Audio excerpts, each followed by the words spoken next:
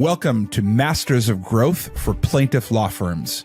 This is where we sit down and talk to industry leaders to bring you lessons, stories, and insights that will help you grow your revenue, margins, and the happiness that you have at work. I am so excited today. My guest has decades of experience in legal marketing. Many regard him as the grandfather of legal marketing. He was the first person to produce television ads for legal services and put those on TV. His commercials started airing in 1978 and 1979.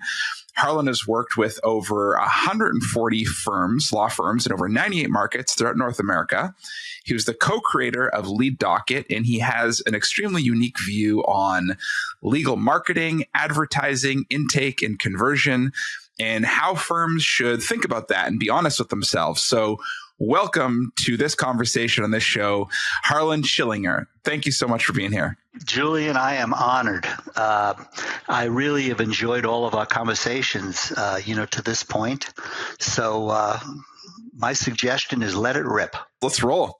Well, maybe let's just start with what is your current perspective or take on the current landscape of legal marketing and legal in general, legal services in general? Well, let me take a very, very big question and kind of scale it down to a very palatable answer. We are in transition. Legal advertising has always been in transition. The world is in transition. But why do I say that? There's never been more advertisers. There's never been more opportunity. There's never been more ambulance chasing. And I'll get into what I mean by that. But look at the society that we live in right now, how people are consuming information.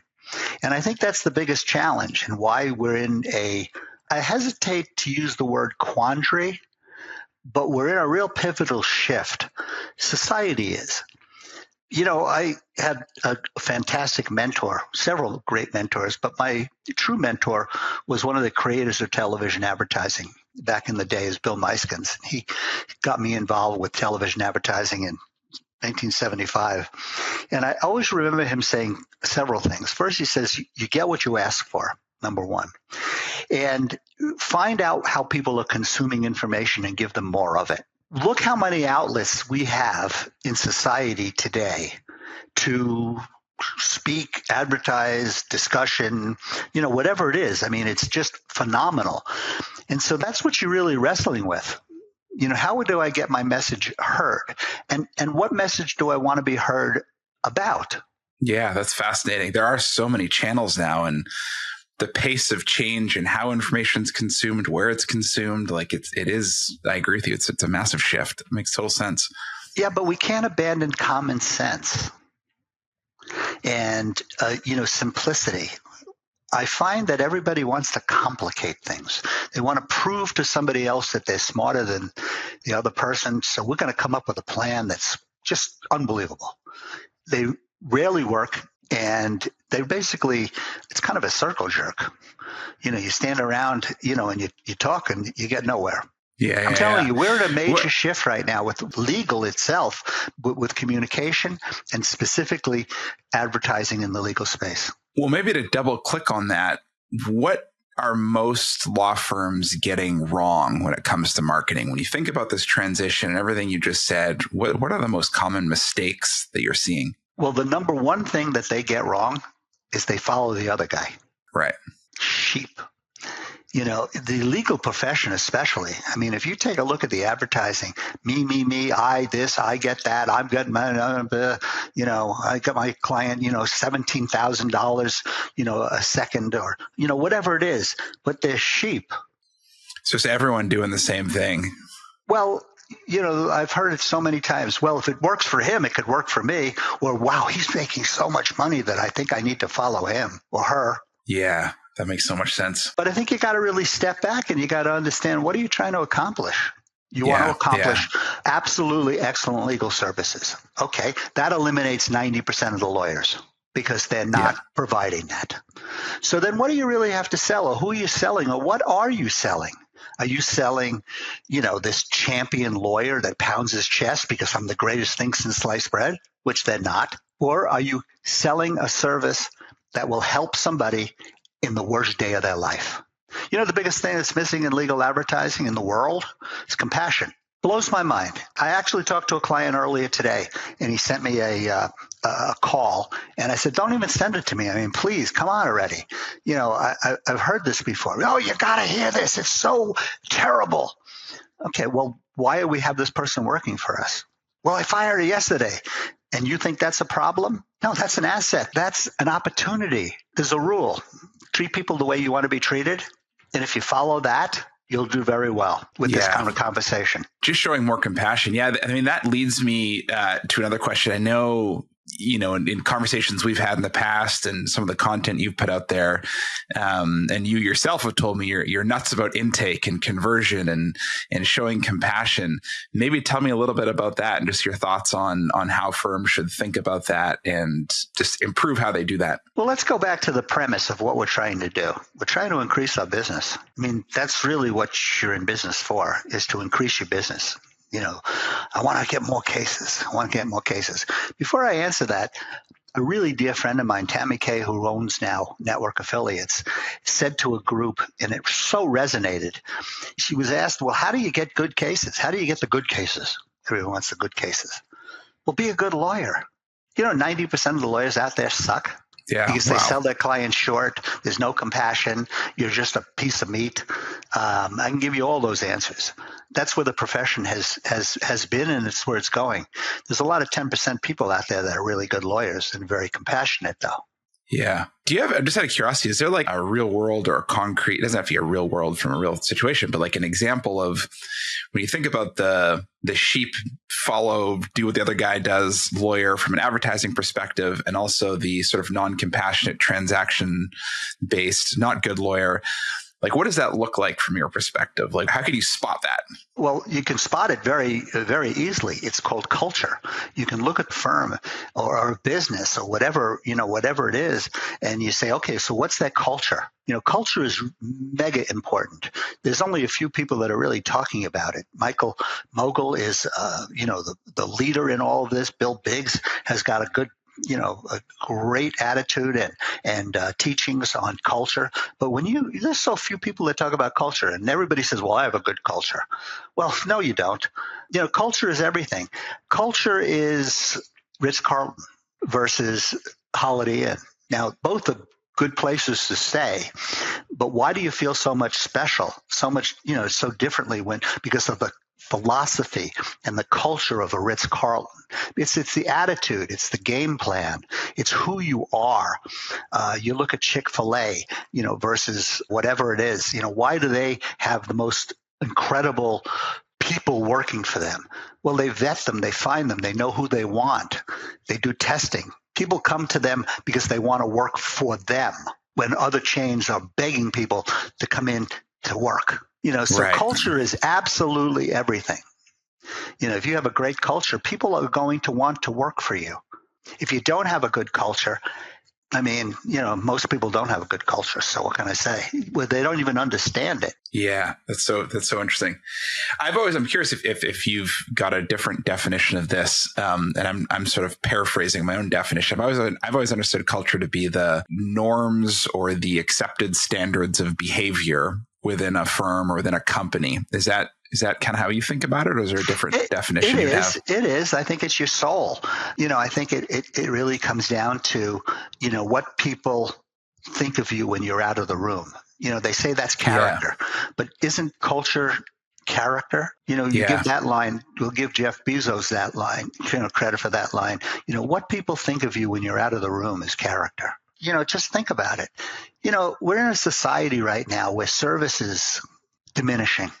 It's diminishing for many reasons, you know, whether we can blame it on social media, we can blame it on the fact that, you know, the family unit is not together like it used to be. We don't sit down and have, you know, dinners at 7:00 or whenever, when dad came home. Males are not present in homes. I mean, I can give you, you know, we can go on and on about this, but it's how people feel about doing business with you. That's really what it's about. And, you know, you just have to practice being a good person. But why can't we just simply treat people the way we want to be treated? I love that. I mean, it's in a book we I believe most of us read. It's about Yep. that thick. Yep. Published Yep. about, I don't know, 5,000 years ago. Yep. I know the one. It's absolutely true. It's so true. I'm also curious from a marketing perspective. I agree with everything you're saying. I'm wondering if there's, how this manifests when the consumer, the plaintiff, the potential client is looking in the market and trying to figure out which firm do I do business with. Is there an example you have of how that manifests and how it falls down and how a potential client just immediately sees that and is like, I don't resonate with this culture? It's usually a nonverbal response. I'll call you back, or I'll get back to you, or I'll hang up the phone, or okay, I'll do business with you, and then I'll be disappointed, or this is the way it is, and I guess that's why lawyers are the way they are, so I have to live with it. That's all very, very unacceptable. It's really quite interesting. I want to go back to a point that you asked me. What's the state of the union? What's the what's the landscape? And right now, I personally think that we're in a money grab. It's not that difficult to make money for a lawyer in the personal injury field. You can be an idiot, you can be stupid, you can not have any kind of common sense, walk into a case and, do incredibly well. That's a shame. But the truth of the matter is, how you treat somebody is so important. Lawyers are narcissistic. It revolves around them. You can look at all the advertising that's out there. The egos are enormous. I'm just confining this conversation to legal because you can get into medical and you can get into all of this. But the truth of the matter is it's not about the lawyer. It's about the client. And lawyers think it's about the lawyer. That most of the advertising that's out there is me, I will get it. I got my client, $50 million for a stub toe, so I'm the greatest lawyer in the planet. The truth of the matter is when you're in need, you got to pick up the phone and you want somebody on the other end of the phone that has some compassion that's going to help you. You're not a number. You're treated like a number. Love that. Yeah, it makes so much sense. And maybe for the law firms listening to this, operators, intake people, attorneys, what have you, and I think you've already answered part of this question, but what do you view as the top 2 or 3 opportunities for growth that firms have that they're just not aware of? And maybe being more compassionate is one of those, but curious your thoughts and just the opportunities you see today in the landscape. I own the trademark and the registration. What you don't know, you don't know. Now, we've heard that whether it be Forbes or whether it be, anybody, there's such a commonly used, phrase, and I own the trademark to it. But what does it mean? It means that what you don't know, you don't know. And quite frankly, the biggest cancer in an industry, in a business, in the legal profession is what I don't know. I don't know what happened today. I don't know what went on with the call. I don't know why they left me. I mean, I give you a million, I don't know what I don't know. But the biggest mistake and the biggest opportunity is to really understand, number one, you have to know who you are. And number two, you have to know who your client is, and you have to listen to them. Back in the day, when we started legal advertising, we couldn't get out of the way of anything. It was just, the things were falling off of our plates. We just couldn't process anything. And I'm going back to the 80s, and there wasn't software developed and what have you. But the truth of the matter is the market has changed, and now we're begging for business, and we're competing for business. And it's a very, very difficult world that we live in. So what's going to differentiate you from everybody else? Your reputation? Not necessarily. Lawyers are a commodity. They're a dime a dozen. Not good lawyers, but you have to position yourself to treat somebody with dignity. And I think we're in a money grab. I think lawyers that understand quality over quantity in this marketplace not only do better, you have to be understanding of who's calling you. I know, so it's a nonsense call. Say no in a nice way, but put it into a database and do something with it. You got to maximize every single aspect of your business.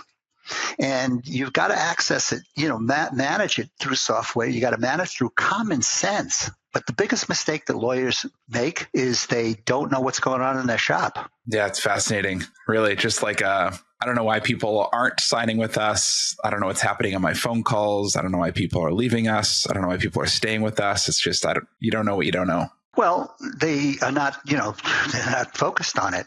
I've never met a lawyer in my life that walks into his office and say, how many calls did we get today? And how many cases did we not sign? Every freaking lawyer on the planet walks in and says, well, what did we sign up today? Okay, well, that's it. Okay, well, right. I know what we signed up today. I want to know what we didn't sign up today. Yeah, what can we learn from that? How can we make it better so we convert more? Yeah. Because that whole intake and conversion thing is a numbers game. And if you're only counting one set of numbers, then you're not looking at, how to advance that set of numbers. And the second biggest mistake that everybody makes, or maybe it's the biggest, is they don't listen to their phone calls. They don't know what's going on the phone. They don't know what their people are saying to people. That's so fascinating to me. And maybe it's just because, I don't know, my background is more from building technology companies and go-to-market teams and sales teams. And all you do is listen to sales calls over and over and over and over and over again and try to adjust how people are talking and how we're greeting. And so it's fascinating to me that you say that. But what are they saying? It resonates. What are they saying when you're listening to those calls? What you want to hear is what they're not saying. Yeah, 100%. And what's the emotion? What's the feeling? What's the unsaid things that are happening between two people, even if the words aren't spoken? Like, does someone seem happy? Do they seem disappointed? Totally. I have a philosophy. I have a strategy. And I guess I've turned into a strategist, but I've always had strategy, and I've always taken a strategic approach to marketing. But my strategy is to talk to the public the way you would a jury. Why? When you approach a jury, and I strongly suggest everybody sit in a jury trial with a great lawyer, you have to be affable. You have to be likable. You have to be knowledgeable. You have to tell a story, and you have to have credibility. If you understand that concept when you're dealing in the legal arena from your advertising, because you get what you ask for, in a jury trial, you get what you ask for. You don't walk up to the jury and say, listen, it's all about my money. It's all about my money, and I only want $5. It's about life. It's about the quality of life. And this is what I need to sustain that quality of life. But if you approach your marketing and you approach your law firm and understand the theory of a jury trial, because the public is the jury.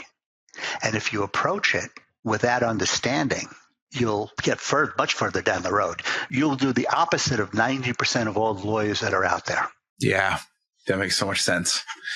Not to put you on the spot, you don't have to answer this, but I'm curious, I'm just thinking the 10 gajillion billboards I see on the highway saying, we're the number one injury firm in whatever county that you're in.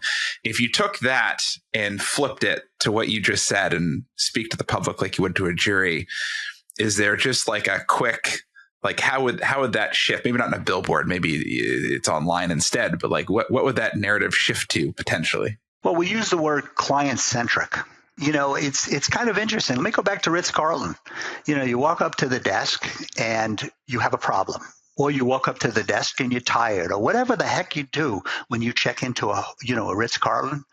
But if you notice how you're treated, the very first thing that happens when you go into a Ritz-Carlton is the bellman. The reason they grab your bags so quickly, you think it's because they want the tip, but they're employed to look at the tag to your name. And then they immediately, Mrs. Jones is coming to the desk. And that's why when they step out, they say, oh, Mrs. Jones, how are you? How does that make you feel? Seen. Feels great. Well, you're recognized. It's called respect, and it's called whatever it is. But it's a different tone all of a sudden. Oh my God, what's going on here?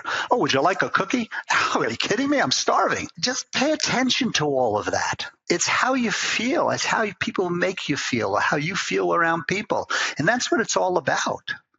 So with your advertising and your billboards, number one, I've never advertised. I shouldn't say never really. I've never advertised money. because there's always somebody that's going to get somebody else more money. And all those Right. billboard advertising, they go in one ear and out the other. I mean, you can go down Highway 95 in Florida. Let's look at the central area of Fort Lauderdale. I mean, one after another. I got my client $5 million. No, the next one got $6 million. But what do you get? One person wants a big check. What about all the other people? It does work, but think about what you're getting, and you're just doing what everybody else does. Makes so much sense. Just switching gears a little more tactically, just with all the channels that you talked about and the different ways that people consume content and messages. With this changing landscape of SEO, social media, pay-per-click, paid ads in general, there are changing trends. What opportunities do you see in that landscape specifically? Are there emerging channels you're excited about? Do you not really care about channels? It's more about the message, regardless of the channel. What are your thoughts there? I think you have to look at all of it. I think there's tremendous opportunity. I mean, let's step back for a second. There's never been in the history of the world more people watching the tube.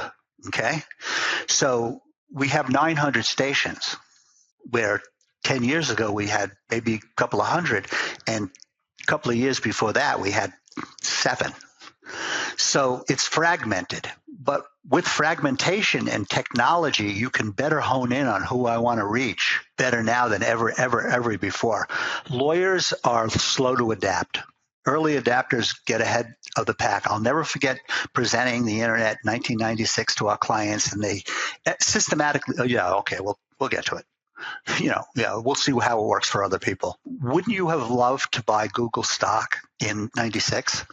I mean, let's be sensible here. You got to sit back and you got to understand how humans are consuming information. I think that the struggle right now is with OTT, over-the-top television streaming. Have you noticed that cord cutters are not around as much?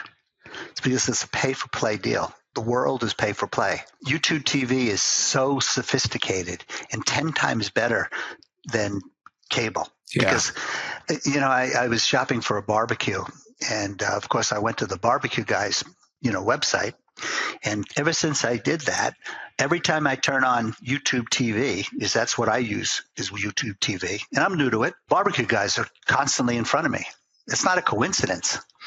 I was able to find a group that when I did Camp Lejeune with my dear friend Arthur Luxembourg, we were able to find a group that confined veterans in North Carolina from 53 to 88 or 87 that had the symptoms of Camp Lejeune, situation, and basically put ads in front of them. How targeted is that? That's pretty targeted. With all the opportunities that are available, I just think that we've never had a better opportunity to find and reach who we want to reach. I mean, we can geofence a 50-foot, circle. It's traditionally about a mile, and find exactly who my profiled client is and put an ad exactly in front of them. Yeah. Why is there so much pushback from OTT? Well, I didn't get anything. Oh, I don't feel it's not doing me any good, or I didn't sign any cases. A third of your market is watching it. Yeah. Figure that out. Yeah. If you live in, the wonderful city of Vancouver, if we were 2 apartments down and we were watching the exact same show, I'm going to get a different, feed. I'm going to get a different commercial. I'm going to get what is important to me through my buying patterns, through my URL, through retargeting on the web, all of those things. I mean, how wonderful is that? Why are people so slow to respond or say, well, I'll get it when the other guy develops it? Well, that's that Right. Copying syndrome. So true. So true. God, yeah. And you made me think, like, not just buy Google stock back in the early days of the internet, but even just being, the first people to take advantage of SEO or take advantage of that channel, like the amount of gains you get by taking advantage of those early channels or optimizing those channels. Knowledge is power, and you have to fail before you succeed, and you have to try different things. Yeah. What I love about lawyers, I shouldn't say I love about lawyers, I'm being sarcastic. What I can't stand about lawyers is, well, it didn't work, transactional, didn't get a case from it. Let's go on to the next thing. Oh, wait, let me find that shiny object. I'm looking around on my desk. I'm in our home in South Dakota. I don't have it with me, but I have a chromed silver bullet. I brought home from when I was in the service a 50 round. It's about this big. And I always say, this is for sale. This is a shiny object. Lawyers chase shiny objects. Love that. It makes so much sense. Just getting back, a lot of the things that you're saying kind of comes down to a mindset and a culture, back to one of your original points. How should people think about hiring and developing talent to fit this culture and to take advantage of these opportunities, you think? Well, I think you have to be strategic, in who you hire. First of all, law firms that have great culture have people coming to them because I want to work for you, because they don't like the other person's culture. So you become a place I want to work at. And that's to your advantage. Your reputation is everything. But you have to really sit back and, finding people is very difficult. I just got off the phone, as I said, with a client earlier today, and, they lost the cancer, the person that was and she walked out. Finally, thank God.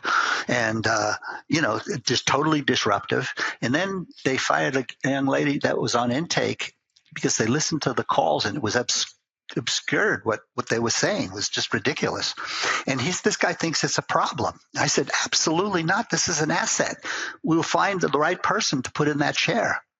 Most people don't spend the time to hire the right people because they're afraid of the chair being empty. And most of all, they don't understand what they're hiring them for. Oh, I'm going to hire them for intake. Okay, well, throw that person into the intake pen and let's see if she swims or sinks. Good luck with that. I despise the Patriots. So I'm a Bronco fan. But you have to admire the work ethic and how they go about systematically do your job. That was Belichick's deal. But do your job, and I'm going to hire this person to do this job in this position. We really got to be very strategic. There's a lot to be said about hiring fast and firing slow. But really understanding who you're hiring, what the position is, you've got to know that position. How could you not? How could you hire somebody if you don't know that position? And you absolutely have to test people. Yeah. My partners in my agency used to have me tested all the time when a new test came by. And if I failed, which I always did, they said the test works. True. Yeah. That makes so much sense. Just being mindful of time. Every time that I've chatted with you, I come away with energy and some inspiration and some nuggets of wisdom. Where do you go to get inspired? Who do you follow? What do you read? Is there a newsletter or a conference, or where do you get inspired from? Who inspires you? I am absolutely inspired by the people around me. I always have tried to surround myself with people much smarter than me. I'm not a smart guy. I'm a capitalist. I take opportunities. I'm an opportunist. You want to surround yourselves with people that are much smarter than you. And that's what, number one, excites me. My friends excite me because they're all smarter than I am. But you really, there are certain things. Number one, I read Dale Carnegie's book once a year. It's the oldest, second most published book in the world, Win Friends and Influence People. And that was probably the most inspiring book I read when I was really young, and I've continued to abide by that. I'm not one to, pick up every self-book help book, but there's certain people that really, really, I listen to. Cy Wakeman inspires me. She deals with drama and how to manage drama. It's kind of funny. I was on the phone with Mike Mogul the other day. We speak often, and we mentor each other. And I was so inspired and so excited after that phone call. And I can't even tell you what we actually talked about, but it was new opportunities. What's going on with the conference? He runs a lot of things by us. And just his enthusiasm and being around a person like that, or a Tammy Kay who is, owning now network affiliates and getting on the phone with such a bright, articulate, and happy person, that's so educated on what we're doing. I just walk away saying, my God, I just went to school. I got so inspired by it. People think that I'm the inspiration. I'm getting it from them. And that's who I go to, people that are in love with life. Yeah. Get the inspiration, learn from them. That makes so much sense. And where can people learn more about you? If people want to read your content, see what you're up to, maybe contact you, where can people go? My publicist put together a nice little website. It's got a lot of stuff on it, harlanschillinger.com. You can Google me, Harlan Schillinger. I've been around for a very, very long time, way too long. I'm the old guy. Yes, I'm attributed to inventing or starting legal advertising, which dates me. I'm in my mid-70s. Yeah, I'm not one to chase business. I'm work with 9 or 10 private clients on strategy. I'm their consigliere, basically. But I think the best thing that I'd like, or the thing that's most important for me, is when you finish this podcast, don't necessarily look me up. Look yourself up and see what you look like. Pay attention to who you are. Put your ego aside, narcissism, all that crap. Just put it aside and sit back and say, okay, so where am I? Who am I?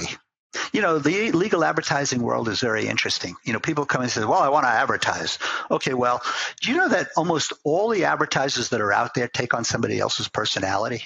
You know, usually the personality of the agency. If they hire an agency that, you know, is speed and greed, well, okay, well, now I'm the speed and greed guy. I encourage you to be exactly who you are. Throughout my entire advertising career, I was always taught, learn exactly who you're selling and sell them. If you don't know your client, shame on you. Most people fit into somebody else's shoes. You create the shoes for your client and individualize them. Find out exactly what makes them tick and what is their unique selling point. Being a great lawyer is not a unique selling point. Being a human being is a selling point. And understand who you have to sell and sell yourself. Be honest. My parting words of wisdom is the first contract that any lawyer ever signed or put together was the one that he took with the bar. They get their license and you read a paragraph and you swear to it. You swear to it for life. Reread that. Listen to what it says. I will do this for my client. I will do this for my client. I will do this for my client. And if you just stick to that, that is a great springboard from this conversation. I love that. That is super powerful. Harlan, I really appreciate you taking the time to share your wisdom, your insights, your inspiration. Thank you so much. Greatly enjoyed this conversation.